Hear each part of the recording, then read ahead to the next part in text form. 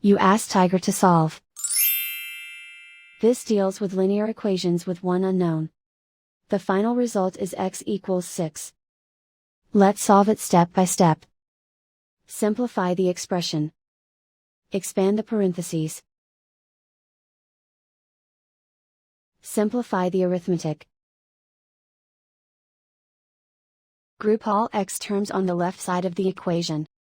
Subtract 5x from both sides. Group like terms. Simplify the arithmetic.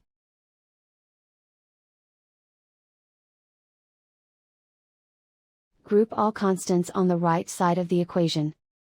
Subtract 12 from both sides.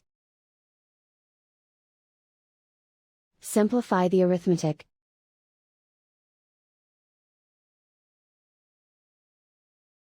Isolate the x. Divide both sides by -2. Cancel out the negatives. Simplify the fraction. Cancel out the negatives. Find the greatest common factor of the numerator and denominator. Factor out and cancel the greatest common factor. And so the final result is x equals 6.